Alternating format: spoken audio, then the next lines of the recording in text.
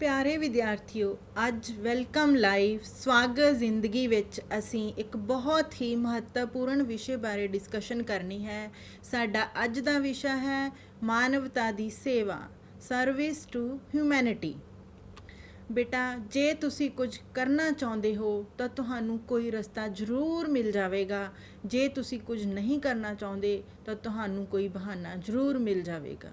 ਇਹ ਪੱਕੀ ਗੱਲ ਹੈ ਕਿ ਜੇ ਅਸੀਂ ਕੋਈ ਕੰਮ ਕਰਨਾ ਹੈ ਤਾਂ ਸਾਨੂੰ ਕੋਈ ਨਾ ਕੋਈ ਰਸਤਾ ਮਿਲ ਜਾਂਦਾ ਹੈ, ਲੇਕਿਨ ਜੇ ਅਸੀਂ ਨਹੀਂ ਕਰਨਾ ਚਾਹੁੰਦੇ ਤਾਂ ਸਾਨੂੰ ਬਹਾਨੇ ਵੀ ਬਹੁਤ ਮਿਲ ਜਾਂਦੇ ਹਨ। ਲੇਕਿਨ ਅਸੀਂ ਕਿਸ ਚੀਜ਼ 'ਤੇ ਫੋਕਸ ਕਰਨਾ ਹੈ? ਕੰਮ ਕਰਨ ਵੱਲ। ਬੇਟਾ, ਅਸੀਂ ਯਾਦ ਰੱਖਣਾ ਹੈ, if you really want to do something you will find a way, if you don't you will find an excuse. ਲੇਕਿਨ ਅਸੀਂ ਐਕਸਕਿਊਜ਼ ਜਾਂ ਬਹਾਨੇ ਨਹੀਂ ਲੱਭਣੇ, ਅਸੀਂ ਕੰਮ ਕਰਨਾ ਹੈ। ਇਸ ਲਈ ਕੰਮ ਕਿਵੇਂ ਕਰਨਾ ਹੈ? ਨਿਰਸਵਾਰਥ ਭਾਵਨਾ ਦੇ ਨਾਲ। ਇਹ ਨਹੀਂ ਕਿ ਹਮੇਸ਼ਾ ਆਪਣੇ ਬਾਰੇ ਸੋਚਣਾ ਹੈ। ਅਸੀਂ ਕਿਸ ਬਾਰੇ ਸੋਚਣਾ ਹੈ? ਮਾਨਵਤਾ ਦੀ ਭਲਾਈ ਬਾਰੇ ਸੋਚਣਾ ਹੈ, ਦੂਜਿਆਂ ਦੀ ਬਿਹਤਰੀ ਬਾਰੇ ਸੋਚਣਾ ਹੈ। ਬੇਟਾ, ਇਨਸਾਨੀਅਤ ਜਾਂ ਮਾਨਵਤਾ ਦੀ ਸੇਵਾ ਤੋਂ ਭਾਵ ਹੈ ਬਿਨਾਂ ਕਿਸੇ ਇਨਾਮ ਜਾਂ ਲਾਭ ਦੇ ਨਿਰਸਵਾਰਥ ਭਾਵਨਾ ਨਾਲ ਜ਼ਰੂਰਤਮੰਦਾਂ ਦੀ ਮਦਦ ਕਰਨਾ। ਇਹੀ ਕੀ ਹੈ? ਮਾਨਵਤਾ ਦੀ ਸੇਵਾ ਹੈ। ਬੇਟਾ, ਮਾਨਵਤਾ ਦੀ ਸੇਵਾ ਇੱਕ ਅਜਿਹੀ ਚੰਗਿਆਈ ਹੈ ਜੋ ਸਾਨੂੰ ਦੂਜਿਆਂ ਦੀਆਂ ਮੁਸ਼ਕਲਾਂ ਨੂੰ ਡੂੰਘਾਈ ਨਾਲ ਸਮਝ ਕੇ ਉਹਨਾਂ ਪ੍ਰਤੀ ਹਲੀਮੀ, ਸੰਜੀਦਗੀ ਅਤੇ ਦਿਆਲਤਾ ਦਿਖਾ ਕੇ ਉਹਨਾਂ ਦੀਆਂ ਪਰੇਸ਼ਾਨੀਆਂ ਹੱਲ ਕਰਨ ਦਾ ਮੌਕਾ ਦਿੰਦੀ ਹੈ।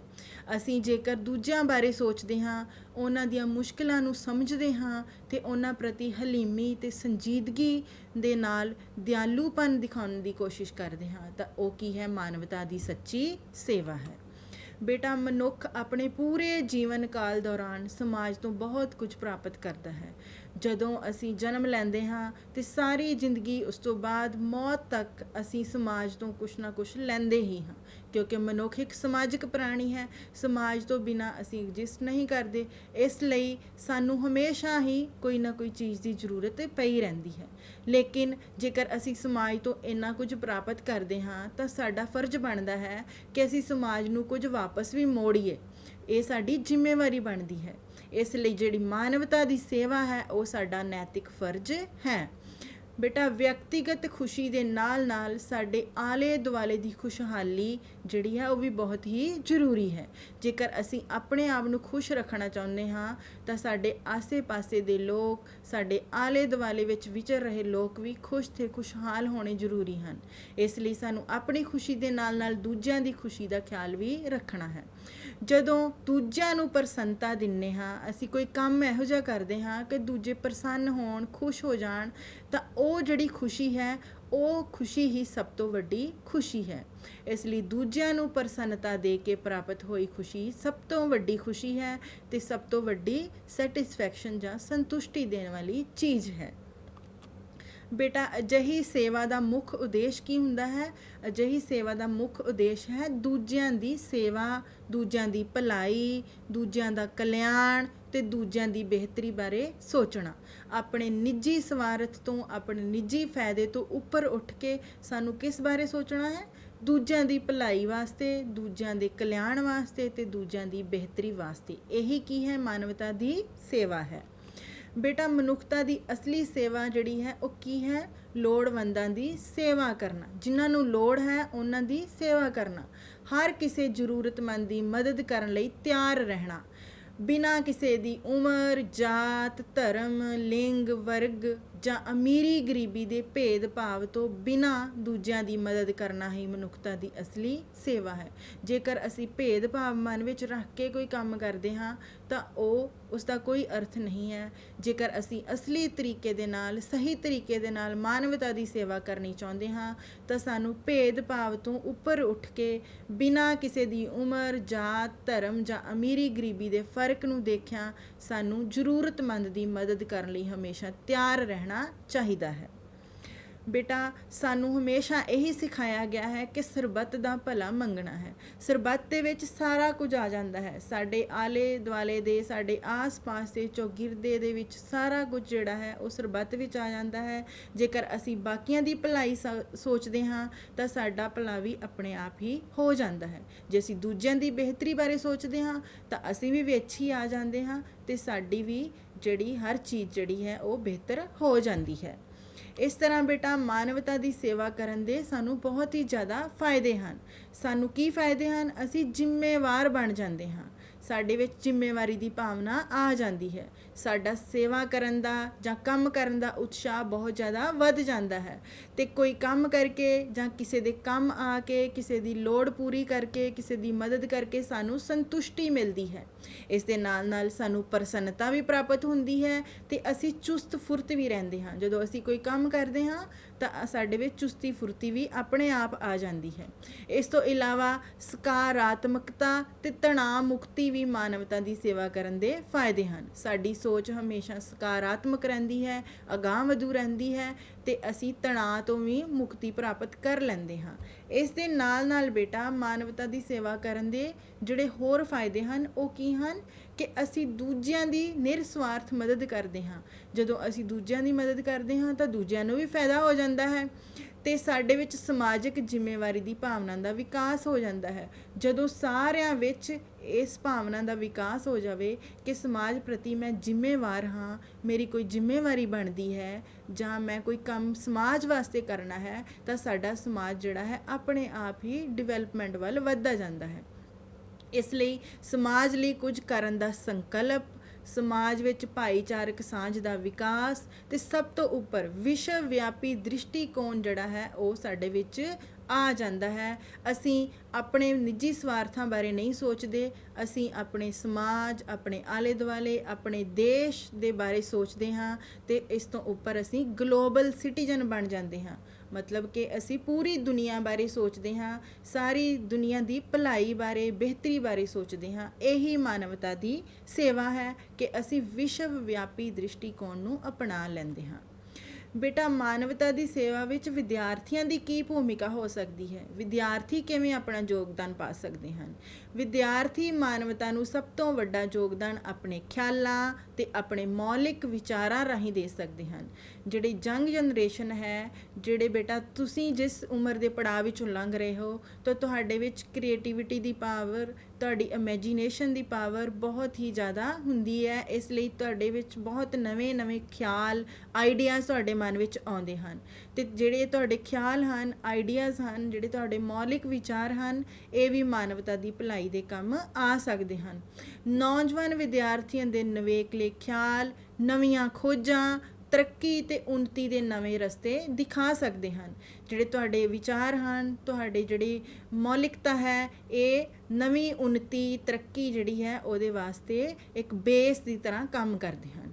ਬੇਟਾ ਵਿਦਿਆਰਥੀ ਆਪਣੀ ਇਨਸਾਨੀਅਤ ਪ੍ਰਤੀ ਫਰਜ਼ ਪੂਰੇ ਕਰਨ ਲਈ ਕੁਝ ਮੈਂ ਸੁਝਾਅ ਤੁਹਾਨੂੰ ਦੇਣ ਲੱਗੀ ਹਾਂ, ਉਸ ਅਨੁਸਾਰ ਕੰਮ ਕਰ ਸਕਦੇ ਹੋ। ਬੇਟਾ ਤੁਸੀਂ ਆਪਣਾ ਸਮਾਂ ਜਿਹੜਾ ਹੈ ਉਸ ਨੂੰ ਮਾਨਵਤਾ ਦੀ ਭਲਾਈ ਵਾਸਤੇ ਵਰਤ ਸਕਦੇ ਹੋ। ਆਪਣੀ ਪੜ੍ਹਾਈ ਤੋਂ ਵਿਹਲੇ ਹੋ ਕੇ ਜਦੋਂ ਤੁਹਾਡੇ ਕੋਲ ਸਮਾਂ ਆਉਂਦਾ ਹੈ ਜਾਂ ਕਦੀ ਛੁੱਟੀਆਂ ਹੁੰਦੀਆਂ ਹਨ ਤਾਂ ਤੁਸੀਂ ਉਦੋਂ ਮਾਨਵਤਾ ਦੀ ਸੇਵਾ ਵਾਸਤੇ ਆਪਣੇ ਸਮੇਂ ਨੂੰ ਲਗਾ ਸਕਦੇ ਹੋ। ਇਸ ਤਰ੍ਹਾਂ ਜਿਵੇਂ ਮੈਂ ਪਹਿਲਾਂ ਦੱਸਿਆ ਹੈ ਕਿ ਆਪਣੇ ਨਿਵੇਕਲੇ ਵਿਚਾਰਾਂ ਰਾਹੀਂ ਵੀ ਤੁਸੀਂ ਮਾਨਵਤਾ ਦੀ ਭਲਾਈ ਕਰ ਸਕਦੇ ਹੋ। ਤੁਸੀਂ ਆਪਣੀ ਸਮਝ ਅਤੇ ਆਪਣਾ ਗਿਆਨ ਵਰਤ ਕੇ, ਜਿਹੜੀ ਤੁਹਾਨੂੰ ਨੌਲੇਜ ਹੈ ਜਾਂ ਜਿਹੜੇ ਵੀ ਤੁਹਾਨੂੰ ਸਮਝ ਅਤੇ ਸੂਝ-ਬੂਝ ਹੈ, ਉਸ ਦੀ ਵਰਤੋਂ ਕਰਕੇ ਵੀ ਮਾਨਵਤਾ ਦੀ ਭਲਾਈ ਵਾਸਤੇ ਕੰਮ ਕਰ ਸਕਦੇ ਹੋ। ਇਸ ਤੋਂ ਅੱਗੇ ਜਿਹੜੀ ਬੇਟਾ ਯੰਗ ਜਨਰੇਸ਼ਨ ਹੈ, ਤੁਸੀਂ ਜਿਹੜੇ ਵਿਦਿਆਰਥੀ ਹੋ, ਤੁਹਾਡੇ ਵਿੱਚ ਸਰੀਰਕ ਤਾਕਤ ਵੀ ਬਹੁਤ ਹੁੰਦੀ ਹੈ। ਇਸ ਲਈ ਤੁਸੀਂ ਆਪਣੀ ਸਰੀਰਕ ਤਾਕਤ ਦੀ ਵਰਤੋਂ ਕਰਕੇ ਵੀ ਮਾਨਵਤਾ ਦੀ ਬਿਹਤਰੀ ਲਈ ਕੋਈ ਕੰਮ ਕਰ ਸਕਦੇ ਹੋ।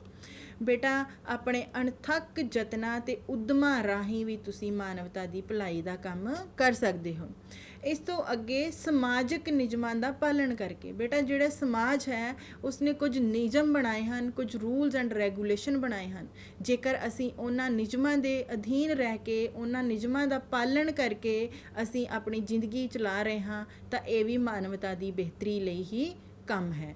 ਬੇਟਾ ਇੱਥੇ ਮੈਂ ਇੱਕ ਐਗਜ਼ਾਮਪਲ ਦੇਣਾ ਚਾਹਾਂਗੀ, ਜਿਵੇਂ ਅਸੀਂ ਟ੍ਰੈਫਿਕ ਨਿਯਮਾਂ ਦਾ ਅਗਰ ਪਾਲਣ ਕਰਦੇ ਹਾਂ, ਜਿਵੇਂ ਸਾਡੇ ਸਮਾਜ ਵਿੱਚ ਸੜਕ 'ਤੇ ਚੱਲਣ ਲਈ ਕੁਝ ਨਿਯਮ ਬਣੇ ਹਨ, ਕੁਝ ਸਪੀਡ ਲਿਮਟ ਨਿਰਧਾਰਿਤ ਕੀਤੀ ਗਈ ਹੈ, ਜਾਂ ਜਿਹੜੀ ਰੈੱਡ ਲਾਈਟ ਹੈ ਕ੍ਰੋਸ ਨਹੀਂ ਕਰਨੀ, ਇਸ ਤਰ੍ਹਾਂ ਦੇ ਬਹੁਤ ਸਾਰੇ ਨਿਯਮ ਬਣਾਏ ਗਏ ਹਨ। ਅਤੇ ਜੇਕਰ ਅਸੀਂ ਉਹਨਾਂ ਨਿਯਮਾਂ ਦਾ ਪਾਲਣ ਕਰਦੇ ਹਾਂ ਤਾਂ ਇਹ ਵੀ ਸਾਡੀ ਮਾਨਵਤਾ ਪ੍ਰਤੀ ਸੇਵਾ ਹੈ। ਅਸੀਂ ਆਪਣੇ ਆਪ ਨੂੰ ਤਾਂ ਬਚਾਉਂਦੇ ਹੀ ਹਾਂ, ਅਸੀਂ ਹੋਰ ਕਿੰਨੇ ਲੋਕਾਂ ਦੀ ਜਿਹੜੀ ਜ਼ਿੰਦਗੀ ਹੈ ਉਸ ਨੂੰ ਵੀ ਸੇਫ ਰੱਖ ਸਕਦੇ ਹਾਂ ਅਤੇ ਉਹਨਾਂ ਨੂੰ ਖਤਰੇ ਵਿੱਚ ਨਹੀਂ ਪਾਉਂਦੇ। ਇਹ ਵੀ ਇੱਕ ਮਾਨਵਤਾ ਦੀ ਸੇਵਾ ਹੀ ਹੈ। ਇਸ ਤਰ੍ਹਾਂ ਅਸੀਂ ਸਮਾਜ ਦੇ ਹੋਰ ਵੀ ਸਾਰੇ ਨਿਯਮਾਂ ਦਾ ਜੇਕਰ ਪਾਲਣ ਕਰ ਰਹੇ ਹਾਂ, ਆਪਣੀ ਲਾਈਫ ਨੂੰ ਰੂਲਸ ਐਂਡ ਰੈਗੂਲੇਸ਼ਨਸ ਦੇ ਅਕੋਰਡਿੰਗ ਚਲਾ ਰਹੇ ਹਾਂ, ਤਾਂ ਉਹ ਵੀ ਮਾਨਵਤਾ ਦੀ ਬਿਹਤਰੀ ਲਈ ਹੀ ਹੈ।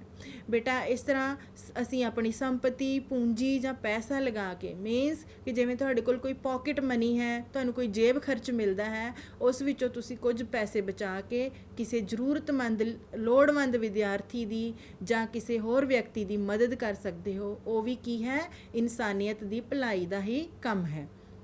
ਇਸ ਤਰ੍ਹਾਂ ਤੁਸੀਂ ਜ਼ਰੂਰਤਮੰਦਾਂ ਦੀ ਸੰਭਵ ਮਦਦ ਪ੍ਰਤੀ ਆਪਣੀ ਵਚਨਬੱਧਤਾ ਰਾਹੀਂ ਵੀ ਮਾਨਵਤਾ ਦੀ ਬਿਹਤਰੀ ਲਈ ਕੰਮ ਕਰ ਸਕਦੇ ਹੋ। ਬੇਟਾ ਇੱਥੇ ਤੁਹਾਨੂੰ ਸਕਰੀਨ 'ਤੇ ਇੱਕ ਲੜੀਆਂ ਦਿਖਾਈ ਦੇ ਰਹੀਆਂ ਹਨ। ਇਹ ਲੜੀਆਂ ਕਿਸ ਚੀਜ਼ ਦਾ ਸਿੰਬਲ ਹਨ? ਚੇਨਸ ਦਿਖਾਈ ਦੇ ਰਹੀਆਂ ਹਨ। ਇਹ ਕੀ ਹਨ? ਮਦਦ ਲੜੀਆਂ। ਬੇਟਾ ਤੁਸੀਂ ਆਪਣੇ ਕਲਾਸ ਵਿੱਚ ਆਪਣੀ ਜਮਾਤ ਦੇ ਵਿਚਲੇ ਵਿਦਿਆਰਥੀਆਂ ਦੇ ਨਾਲ ਇੱਕ ਮਦਦ ਲੜੀ ਸ਼ੁਰੂ ਕਰ ਸਕਦੇ ਹੋ। ਤੁਸੀਂ ਚੇਨਸ ਬਣਾ ਸਕਦੇ ਹੋ। ਕਿਹੜੀਆਂ ਚੇਨਸ? ਹੈਲਪ ਚੇਨਸ, ਮਦਦ ਲੜੀ। ਬੇਟਾ ਹਰੇਕ ਲੜੀ ਵਿੱਚ 5 ਵਿਦਿਆਰਥੀ ਰੱਖੋ ਅਤੇ ਕੀ ਕਰਨਾ ਹੈ, ਇੱਕ ਵਿਦਿਆਰਥੀ ਜਿਹੜਾ ਹੈ ਉਸ ਲੜੀ ਦਾ ਆਗੂ ਬਣੇਗਾ, ਲੀਡਰ ਬਣੇਗਾ, ਉਸ ਹੈਲਪ ਚੇਨ ਦਾ ਲੀਡਰ ਬਣ ਜਾਵੇਗਾ ਅਤੇ ਉਸ ਦੇ ਨਾਲ 5 ਵਿਦਿਆਰਥੀ ਹੋਰ ਹੋਣਗੇ। ਬੇਟਾ ਜਿਹੜਾ ਲੀਡਰ ਬਣਿਆ ਹੈ ਉਹ ਕੀ ਕਰੇਗਾ, ਪੂਰਾ ਹਫਤਾ ਆਪਣੇ ਗਰੁੱਪ ਵਿਚਲੇ ਵਿਦਿਆਰਥੀਆਂ ਦੀਆਂ ਗਤੀਵਿਧੀਆਂ ਨੋਟ ਕਰੇਗਾ ਕਿ ਉਹਨਾਂ ਨੇ ਕਿਸੇ ਦੀ ਹੈਲਪ ਕੀਤੀ ਹੈ, ਕਿਸੇ ਦੀ ਮਦਦ ਕਰਨ ਦੀ ਕੋਸ਼ਿਸ਼ ਕੀਤੀ ਹੈ, ਜਾਂ ਉਹਨਾਂ ਨੇ ਕੋਈ ਨੇਕੀ ਜਾਂ ਭਲਾਈ ਦਾ ਕੰਮ ਕੀਤਾ ਹੈ। ਉਸ ਵਿਦਿਆਰਥੀ ਨੇ ਉਹਨਾਂ ਦਾ ਨੋਟ ਕਰਨਾ ਹੈ। ਜਿਵੇਂ ਤੁਹਾਨੂੰ ਸਕਰੀਨ 'ਤੇ ਇੱਕ ਟੇਬਲ ਦਿਖਾਇਆ ਗਿਆ ਹੈ, ਤੁਸੀਂ ਇਸ ਤਰੀਕੇ ਦੇ ਨਾਲ ਇੱਕ ਟੇਬਲ ਬਣਾ ਲੈਣਾ ਹੈ। ਪਹਿਲਾਂ ਜਿਹੜੇ ਤੁਹਾਡੇ ਗਰੁੱਪ ਦੇ ਵਿਦਿਆਰਥੀ ਹਨ ਉਹਨਾਂ ਦੇ ਨਾਮ ਲਿਖ ਲੈਣੇ ਹਨ। ਫਿਰ ਤੁਸੀਂ ਦਿਨ ਅਤੇ ਮਿਤੀ ਨੋਟ ਕਰਨੀ ਹੈ ਕਿ ਕਦੋਂ ਕਿਸ ਵਿਦਿਆਰਥੀ ਨੇ ਕਿਸ ਦਿਨ ਜਾਂ ਕਿਸ ਮਿਤੀ ਨੂੰ ਕਿਸੇ ਦੀ ਮਦਦ ਕੀਤੀ ਸੀ। ਅਤੇ ਫਿਰ ਲਾਸਟ ਕਾਲਮ 'ਚ ਕੀ ਲਿਖਣਾ ਹੈ, ਕੀਤੀ ਗਈ ਮਦਦ, ਕਿ ਤੁਸੀਂ ਉਸ ਵਿਦਿਆਰਥੀ ਵੱਲੋਂ ਕੀਤੀ ਗਈ ਮਦਦ ਜਾਂ ਕੋਈ ਚੰਗਾ ਕੰਮ ਜਾਂ ਭਲਾਈ ਜਾਂ ਨੇਕੀ ਦਾ ਕੰਮ ਜਿਹੜਾ ਉਸਨੇ ਕੀਤਾ ਹੈ ਉਹ ਉੱਥੇ ਨੋਟ ਕਰ ਲੈਣਾ ਹੈ। ਇਸ ਤਰ੍ਹਾਂ ਤੁਸੀਂ ਇਹ ਟੇਬਲ ਕੰਪਲੀਟ ਕਰਨਾ ਹੈ। ਅਤੇ ਜਿਹੜਾ ਵਿਦਿਆਰਥੀ ਜ਼ਿਆਦਾ ਤੋਂ ਜ਼ਿਆਦਾ ਲੋਕਾਂ ਦੀ ਮਦਦ ਕਰੇਗਾ ਉਸ ਨੂੰ ਸਹਿਯੋਗੀ ਨਾਇਕ ਜਾਂ ਹੈਲਪਿੰਗ ਹੀਰੋ ਦਾ ਖਿਤਾਬ ਦੇ ਸਕਦੇ ਹੋ। ਇਸ ਤਰ੍ਹਾਂ ਉਸ ਦਾ ਉਤਸ਼ਾਹ ਵਧੇਗਾ ਅਤੇ ਉਹ ਹੋਰ ਅੱਗੇ ਤੋਂ ਵਧੀਆ ਕੰਮ ਕਰਨ ਲਈ ਪ੍ਰੇਰਿਤ ਹੋਵੇਗਾ ਅਤੇ ਉਸ ਵੱਲ ਦੇਖ ਕੇ ਦੂਸਰੇ ਵਿਦਿਆਰਥੀ ਵੀ ਨੇਕੀ ਜਾਂ ਭਲਾਈ ਦੇ ਕੰਮ ਕਰਨ ਵੱਲ ਅੱਗੇ ਆਉਣਗੇ। ਬੇਟਾ ਜਿਹੜੇ ਬਾਕੀ ਦੇ ਵਿਦਿਆਰਥੀ ਸੀ, ਕਲਾਸ ਵਿਚਲੇ ਹੋਰ ਵਿਦਿਆਰਥੀ ਜਿਨ੍ਹਾਂ ਨੇ ਕਿਸੇ ਵੀ ਤਰੀਕੇ ਨਾਲ ਦੂਜਿਆਂ ਦੀ ਸਹਾਇਤਾ ਕੀਤੀ ਹੋਵੇ, ਉਹਨਾਂ ਨੂੰ ਤੁਸੀਂ ਸਹਿਯੋਗੀ ਸੈਨਾ ਜਾਂ ਹੈਲਪ ਬ੍ਰਿਗੇਡ ਵਿੱਚ ਸ਼ਾਮਲ ਕਰਕੇ ਪ੍ਰਸ਼ੰਸਾ ਪੱਤਰ ਦੇ ਸਕਦੇ ਹੋ। ਤੁਸੀਂ ਆਪਣੀ ਕਲਾਸ ਵਿੱਚ ਇੱਕ ਹੈਲਪ ਬ੍ਰਿਗੇਡ ਸ਼ੁਰੂ ਕਰ ਲੈਣੀ ਹੈ ਤਾਂ ਕਿ ਤੁਹਾਡੇ ਵਿੱਚ ਹੈਲਪ ਕਰਨ ਦਾ ਜਾਂ ਮਦਦ ਕਰਨ ਦਾ ਜਾਂ ਦੂਜਿਆਂ ਦੀ ਬਿਹਤਰੀ ਲਈ ਕੰਮ ਕਰਨ ਦਾ ਜਜ਼ਬਾ ਬਰਕਰਾਰ ਰਹੇ।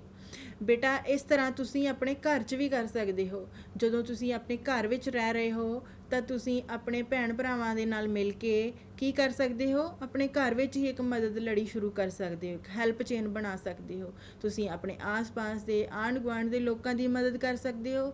ਇੱਦਾਂ ਕਿ ਤੁਸੀਂ ਆਪਣੇ ਘਰ ਵਿੱਚ ਵੀ ਆਪਣੇ ਪੇਰੈਂਟਸ ਦੀ, ਆਪਣੇ ਮਾਤਾ ਪਿਤਾ ਦੀ, ਆਪਣੇ ਵੱਡਿਆਂ ਦੀ, ਉਹਨਾਂ ਦੀ ਹੈਲਪ ਵੀ ਕਰ ਸਕਦੇ ਹੋ ਅਤੇ ਉਸ ਨੂੰ ਵੀ ਤੁਸੀਂ ਨੋਟ ਕਰਕੇ ਕੰਪੀਟੀਸ਼ਨ ਆਪਸ ਵਿੱਚ ਕਰ ਸਕਦੇ ਹੋ ਕਿ ਕਿਸ ਨੇ ਜ਼ਿਆਦਾ ਮਦਦ ਕੀਤੀ, ਕਿਸ ਨੇ ਜ਼ਿਆਦਾ ਚੰਗੇ ਕੰਮ ਕੀਤੇ। ਇਸ ਤਰ੍ਹਾਂ ਬੇਟਾ ਤੁਹਾਡੀ ਆਦਤ ਹੀ ਬਣ ਜਾਵੇਗੀ, ਤੁਹਾਡੀ ਨੇਚਰ ਹੀ ਬਣ ਜਾਵੇਗੀ ਕਿ ਤੁਸੀਂ ਕਿਸੇ ਦੀ ਹੈਲਪ ਕਰੋਗੇ।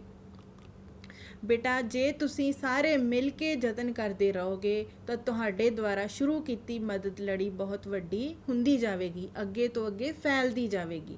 ਤੁਸੀਂ ਆਪਣੇ ਆਸ-ਪਾਸ ਦੇ ਜ਼ਰੂਰਤਮੰਦ ਲੋਕਾਂ, ਲੋੜਵੰਦ ਪਰਿਵਾਰਾਂ, ਅਪਾਹਜਾਂ ਅਤੇ ਸੰਸਾਧਨਾਂ ਤੋਂ ਵਿਰਵੇ ਲੋਕਾਂ ਦੀ ਆਪਣੀ ਸਮਰੱਥਾ ਅਨੁਸਾਰ ਮਦਦ ਕਰ ਸਕਦੇ ਹੋ ਅਤੇ ਤੁਹਾਡਾ ਇਹ ਜਿਹੜਾ ਸਹਾਇਤਾ ਕਰਨ ਦਾ ਜਾਂ ਕਿਸੇ ਦੇ ਕੰਮ ਆਉਣ ਦਾ ਜਜ਼ਬਾ ਹੈ ਉਹ ਅੱਗੇ ਤੋਂ ਅੱਗੇ ਵੱਧਦਾ ਜਾਵੇਗਾ ਅਤੇ ਇਸ ਤਰ੍ਹਾਂ ਸਾਡੀ ਜਿਹੜੀ ਮਦਦ ਲੜੀ ਹੈ, ਹੈਲਪ ਚੇਨ ਹੈ, ਉਹ ਵੱਡੀ ਹੁੰਦੀ ਜਾਵੇਗੀ। ਬੇਟਾ ਹੁਣ ਅਸੀਂ ਇੱਕ ਵੀਡੀਓ ਦੇਖਾਂਗੇ। ਇਸ ਵਿੱਚ ਅਸੀਂ ਦੇਖਦੇ ਹਾਂ ਕਿ ਸਾਨੂੰ ਕੀ ਦਿਖਾਇਆ ਗਿਆ ਹੈ।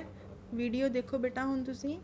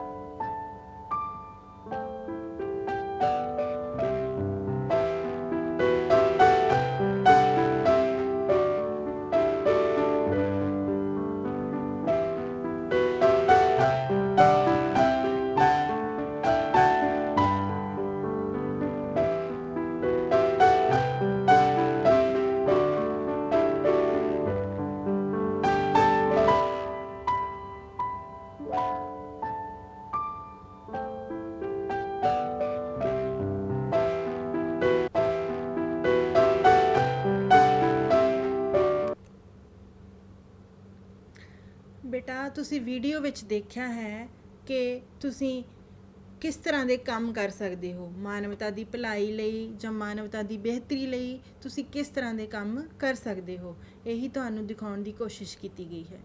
ਬੇਟਾ ਤੁਸੀਂ ਆਪਣੇ ਪਿੰਡ, ਸ਼ਹਿਰ ਜਾਂ ਕਸਬੇ ਵਿੱਚ ਪੌਦੇ ਲਗਾਉਣ ਦਾ ਕੰਮ ਕਰ ਸਕਦੇ ਹੋ। ਵਾਤਾਵਰਣ ਦੀ ਸੰਭਾਲ ਲਈ ਰੁੱਖਾਂ ਦੀ ਅਹਿਮੀਅਤ ਬਾਰੇ ਜਾਗਰੂਕਤਾ ਮੁਹਿੰਮ ਅਤੇ ਦਰਖਤਾਂ ਦੀ ਕਟਾਈ ਨਾਲ ਹੋਣ ਵਾਲੇ ਨੁਕਸਾਨਾਂ ਬਾਰੇ ਲੋਕਾਂ ਨੂੰ ਜਾਣੂ ਕਰਵਾਉਣਾ ਵੀ ਮਾਨਵਤਾ ਦੀ ਭਲਾਈ ਹੈ। ਬੇਟਾ ਜਿਹੜੇ ਰੁੱਖ ਹਨ ਉਹ ਮਨੁੱਖਤਾ ਵਾਸਤੇ ਬਹੁਤ ਜ਼ਰੂਰੀ ਹਨ। ਉਹ ਫ੍ਰੀ ਆਫ ਕੋਸਟ ਸਾਨੂੰ ਆਕਸੀਜਨ ਸਪਲਾਈ ਕਰਦੇ ਹਨ। ਨਿਰੰਤਰ 24 ਘੰਟੇ ਸਾਨੂੰ ਸਾਹ ਲੈਣ ਵਾਸਤੇ ਆਕਸੀਜਨ ਬਿਲਕੁਲ ਮੁਫਤ ਮਿਲਦੀ ਹੈ। ਕਿੱਥੋਂ ਮਿਲਦੀ ਹੈ? ਰੁੱਖਾਂ ਕੋਲੋਂ। ਲੇਕਿਨ ਜੇਕਰ ਅਸੀਂ ਰੁੱਖਾਂ ਨੂੰ ਕੱਟੀ ਜਾਵਾਂਗੇ, ਉਹਨਾਂ ਦੀ ਕਟਾਈ ਕਰਾਂਗੇ ਤਾਂ ਕੀ ਹੋਵੇਗਾ? ਸਾਡਾ ਵਾਤਾਵਰਨ ਪ੍ਰਦੂਸ਼ਿਤ ਹੋ ਜਾਂਦਾ ਹੈ ਅਤੇ ਵਾਤਾਵਰਨ ਸ਼ੁੱਧ ਨਹੀਂ ਰਹਿੰਦਾ। ਇਸ ਲਈ ਇਹ ਸਾਰੀਆਂ ਗੱਲਾਂ ਅਸੀਂ ਲੋਕਾਂ ਨੂੰ ਦੱਸਣੀਆਂ ਹਨ ਕਿ ਸਾਡੇ ਦੁਆਰਾ ਸਾਹ ਰਾਹੀਂ ਕੱਢੀ ਗਈ ਕਾਰਬਨ ਡਾਈਆਕਸਾਈਡ ਜੇਕਰ ਵਾਯੂਮੰਡਲ ਵਿੱਚ ਵੱਧ ਜਾਵੇਗੀ ਤਾਂ ਕੀ ਹੋਵੇਗਾ? ਗਲੋਬਲ ਵਾਰਮਿੰਗ ਹੋ ਜਾਵੇਗੀ, ਗਰਮੀ ਵੱਧ ਜਾਵੇਗੀ, ਜਿਸ ਦੇ ਭਿਆਨਕ ਨਤੀਜੇ ਸਾਰੀ ਮਾਨਵਤਾ ਨੂੰ ਵਿਸ਼ਵ ਪੱਧਰ 'ਤੇ ਭੁਗਤਣੇ ਪੈਣਗੇ। ਲੇਕਿਨ ਜੇਕਰ ਅਸੀਂ ਹੋਰ ਰੁੱਖ ਲਗਾਵਾਂਗੇ, ਲਗਾਏ ਹੋਏ ਰੁੱਖਾਂ ਦੀ ਸੰਭਾਲ ਕਰਾਂਗੇ, ਲੋਕਾਂ ਨੂੰ ਇਸ ਬਾਰੇ ਜਾਗਰੂਕ ਕਰਾਂਗੇ ਤਾਂ ਇਹ ਵੀ ਸਾਡੀ ਮਾਨਵਤਾ ਪ੍ਰਤੀ ਸੇਵਾ ਹੀ ਹੈ। ਇਸ ਲਈ ਅਸੀਂ ਆਪਣੇ ਪਿੰਡ, ਗਲੀ, ਗੁਆਂਢ, ਸ਼ਹਿਰ ਜਾਂ ਕਸਬੇ ਵਿੱਚ ਪੌਦੇ ਲਗਾਉਣ ਦਾ ਕੰਮ ਕਰ ਸਕਦੇ ਹਾਂ ਅਤੇ ਵਾਤਾਵਰਣ ਦੀ ਸੰਭਾਲ ਲਈ ਰੁੱਖਾਂ ਦੀ ਅਹਿਮੀਅਤ ਬਾਰੇ ਜਾਗਰੂਕਤਾ ਮੁਹਿੰਮ ਚਲਾ ਸਕਦੇ ਹਾਂ। ਲੋਕਾਂ ਨੂੰ ਦੱਸ ਸਕਦੇ ਹਾਂ ਕਿ ਦਰਖਤਾਂ ਦੀ ਕਟਾਈ ਨਾਲ ਕੀ ਨੁਕਸਾਨ ਹੋ ਜਾਂਦੇ ਹਨ ਅਤੇ ਇਹਨਾਂ ਰੁੱਖਾਂ ਦੀ ਸੰਭਾਲ ਵਾਸਤੇ ਵੀ ਅਸੀਂ ਕੰਮ ਕਰਨਾ ਹੈ। ਇਹ ਸਾਰਾ ਕੁਝ ਕੀ ਹੈ? ਮਾਨਵਤਾ ਦੀ ਭਲਾਈ। ਬੇਟਾ ਜਿਸ ਤਰ੍ਹਾਂ ਅਸੀਂ ਪੌਦੇ ਲਗਾਵਾਂਗੇ ਅਤੇ ਉਹਨਾਂ ਦੀ ਸੰਭਾਲ ਕਰਾਂਗੇ, ਇਸੇ ਤਰ੍ਹਾਂ ਹੀ ਅਸੀਂ ਹੌਲੀ ਹੌਲੀ ਆਪਣੀ ਮੁਹਿੰਮ ਜਿਹੜੀ ਹੈ ਉਸ ਨੂੰ ਅੱਗੇ ਲਿਜਾ ਸਕਦੇ ਹਾਂ। ਬੇਟਾ ਆਪਣੇ ਪਿੰਡ, ਸ਼ਹਿਰ ਜਾਂ ਕਸਬੇ ਵਿੱਚ ਸਫਾਈ ਮੁਹਿੰਮ ਅਤੇ ਜਾਗਰੂਕਤਾ ਅਭਿਆਨ ਵੀ ਇਨਸਾਨੀਅਤ ਦੀ ਭਲਾਈ ਲਈ ਸ਼ੁਰੂ ਕਰ ਸਕਦੇ ਹਾਂ।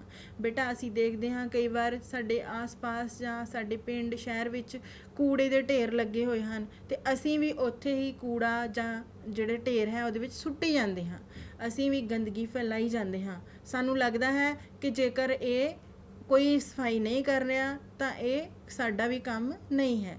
ਲੇਕਿਨ ਬੇਟਾ ਇਹ ਸਾਡੀ ਸਾਰਿਆਂ ਦੀ ਜ਼ਿੰਮੇਵਾਰੀ ਬਣਦੀ ਹੈ, ਸਾਡੀ ਨੈਤਿਕ ਜ਼ਿੰਮੇਵਾਰੀ ਬਣਦੀ ਹੈ। ਜਿਸ ਤਰ੍ਹਾਂ ਅਸੀਂ ਆਪਣੇ ਸਰੀਰ ਦੀ ਸਫਾਈ ਦਾ ਧਿਆਨ ਰੱਖਦੇ ਹਾਂ, ਆਪਣੇ ਘਰ ਦੀ ਸਫਾਈ ਦਾ ਧਿਆਨ ਰੱਖਦੇ ਹਾਂ, ਇਸੇ ਤਰ੍ਹਾਂ ਸਾਡੇ ਆਸ-ਪਾਸ ਵਿੱਚ ਵੀ ਸਾਫ਼ ਸੁਥਰਾ ਮਾਹੌਲ ਹੀ ਹੋਣਾ ਚਾਹੀਦਾ ਹੈ। ਕਿਤੇ ਵੀ ਗੰਦਗੀ ਦੇ ਢੇਰ ਨਜ਼ਰ ਨਹੀਂ ਆਉਣੇ ਚਾਹੀਦੇ। ਸਾਨੂੰ ਆਪਣੇ ਸਕੂਲ ਜਾਂ ਆਪਣੇ ਆਸ-ਪਾਸ ਦੀਆਂ ਜਿਹੜੀਆਂ ਪਾਰਕਾਂ ਹਨ, ਜਿਹੜੀਆਂ ਜਨਤਕ ਥਾਵਾਂ ਹਨ, ਉੱਥੇ ਦੀ ਸਫਾਈ ਦੇ ਬਾਰੇ ਵੀ ਆਪਣੇ ਆਪ ਦੀ ਜ਼ਿੰਮੇਵਾਰੀ ਜਿਹੜੀ ਹੈ ਉਹ ਸਿਰ ਕਰਨੀ ਪਵੇਗੀ। ਇਸ ਤਰ੍ਹਾਂ ਅਸੀਂ ਲੋਕਾਂ ਨੂੰ, ਆਪਣੇ ਆਸ-ਪਾਸ ਦੇ ਜਿਹੜੇ ਲੋਕ ਹਨ ਉਹਨਾਂ ਨੂੰ ਆਪਣੇ ਪਿੰਡ, ਸ਼ਹਿਰ ਜਾਂ ਕਸਬੇ ਵਿੱਚ ਸਫਾਈ ਮੁਹਿੰਮ ਸ਼ੁਰੂ ਕਰ ਸਕਦੇ ਹਾਂ। ਆਪਣੇ ਦੋਸਤਾਂ ਮਿੱਤਰਾਂ ਦੇ ਨਾਲ ਮਿਲ ਕੇ ਅਸੀਂ ਜਾਗਰੂਕਤਾ ਅਭਿਆਨ ਸ਼ੁਰੂ ਕਰਾ ਸਕਦੇ ਹਾਂ ਤੇ ਆਪਣਾ ਯੋਗਦਾਨ ਮਾਨਵਤਾ ਦੀ ਭਲਾਈ ਲਈ ਪਾ ਸਕਦੇ ਹਾਂ। ਮਾਨਵਤਾ ਦੀ ਭਲਾਈ ਕਿਵੇਂ ਹੈ ਬੇਟਾ? ਜੇਕਰ ਗੰਦਗੀ ਹੋਵੇਗੀ ਤਾਂ ਉੱਥੇ ਬਿਮਾਰੀਆਂ ਫੈਲਣਗੀਆਂ, ਮੱਖੀਆਂ ਮੱਛਰ ਪਣਪਣਗੇ, ਤੇ ਜੇਕਰ ਸਫਾਈ ਹੋਵੇਗੀ ਤਾਂ ਕੀ ਹੋਵੇਗਾ? ਲੋਕ ਬਿਮਾਰ ਨਹੀਂ ਹੋਣਗੇ। ਇਸ ਲਈ ਇਹ ਵੀ ਮਾਨਵਤਾ ਦੀ ਭਲਾਈ ਵੱਲ ਹੀ ਇੱਕ ਕਦਮ ਹੈ। ਬੇਟਾ ਤੁਸੀਂ ਤਸਵੀਰ ਵਿੱਚ ਦੇਖ ਰਹੇ ਹੋ ਕਿ ਬੱਚੇ ਜਿਹੜੇ ਹਨ ਆਪਣੇ ਸਕੂਲ ਦੇ ਵਿੱਚ ਸਫਾਈ ਦਾ ਯੋਗਦਾਨ ਪਾ ਰਹੇ ਹਨ। ਇਸ ਤਰ੍ਹਾਂ ਸਕੂਲ ਵਿੱਚ ਜਾਂ ਹੋਰ ਜਿਹੜੇ ਜਨਤਕ ਸਥਾਨ ਹਨ, ਅਸੀਂ ਉੱਥੇ ਜਾ ਕੇ ਵੀ ਸਫਾਈ ਦੇ ਵਿੱਚ ਆਪਣਾ ਯੋਗਦਾਨ ਪਾ ਸਕਦੇ ਹਾਂ। ਬੇਟਾ ਜੇਕਰ ਸਾਡਾ ਆਲਾ ਦੁਆਲਾ ਸਾਫ਼ ਹੋਵੇਗਾ, ਸ਼ੁੱਧ ਹੋਵੇਗਾ, ਪਾਰਕਾਂ ਵਧੀਆ ਹੋਣਗੀਆਂ ਤਾਂ ਸਾਡੇ ਨਾਲ ਨਾਲ ਸਾਡੇ ਆਸ-ਪਾਸ ਦੇ ਲੋਕਾਂ ਨੂੰ, ਇਨਸਾਨੀਅਤ ਨੂੰ ਫਾਇਦਾ ਹੀ ਹੋਵੇਗਾ।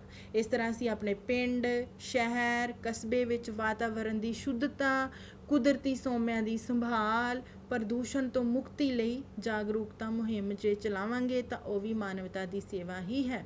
ਬੇਟਾ ਜਿਵੇਂ ਸਾਨੂੰ ਸਕੂਲ ਵਿੱਚ ਦੱਸਿਆ ਜਾਂਦਾ ਹੈ ਕਿ ਵਾਤਾਵਰਣ ਦੀ ਸ਼ੁੱਧਤਾ ਦੀ ਕੀ ਅਹਿਮੀਅਤ ਹੈ, ਜਾਂ ਜਿਹੜੇ ਕੁਦਰਤੀ ਸੋਮੇ ਹਨ, ਹਵਾ, ਮਿੱਟੀ, ਪਾਣੀ, ਉਹਨਾਂ ਦੀ ਸੰਭਾਲ ਕਰਨੀ ਹੈ, ਜਾਂ ਜਿਹੜੇ ਸਾਡੇ ਪਥਰਾਟ ਬਾਲਣ, ਫੋਸਿਲ ਫਿਊਲ ਹਨ ਜਿਵੇਂ ਕੋਲਾ ਅਤੇ ਪੈਟਰੋਲ ਹਨ, ਉਹ ਖਤਮ ਹੁੰਦੇ ਜਾ ਰਹੇ ਹਨ।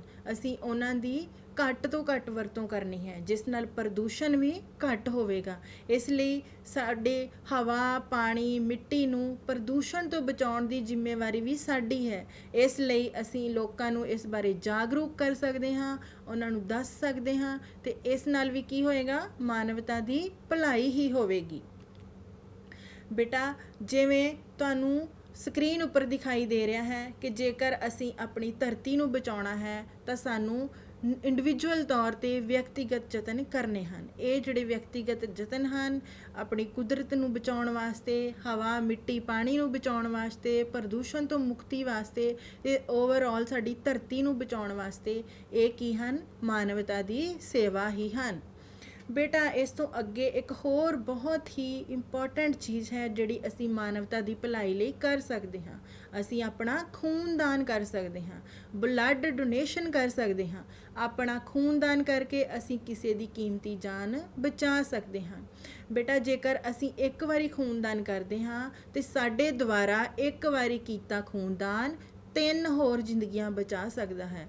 ਇਸ ਤਰ੍ਹਾਂ ਸਾਨੂੰ ਕਦੇ ਵੀ ਖੂਨਦਾਨ ਕਰਨ ਤੋਂ ਝਿਜਕਣਾ ਨਹੀਂ ਚਾਹੀਦਾ। ਸਾਡੀ ਸਿਹਤ ਨੂੰ ਵੀ ਫਾਇਦਾ ਹੁੰਦਾ ਹੈ, ਕੋਈ ਨੁਕਸਾਨ ਨਹੀਂ ਹੁੰਦਾ, ਤੇ ਇਸ ਦੇ ਨਾਲ ਅਸੀਂ ਕਿਸੇ ਦੀ ਕੀਮਤੀ ਜਾਨ ਬਚਾ ਸਕਦੇ ਹਾਂ। ਇਸ ਤਰ੍ਹਾਂ ਇਹ ਵੀ ਮਾਨਵਤਾ ਦੀ ਸੇਵਾ ਦਾ ਇੱਕ ਬਹੁਤ ਵਧੀਆ ਤਰੀਕਾ ਹੈ।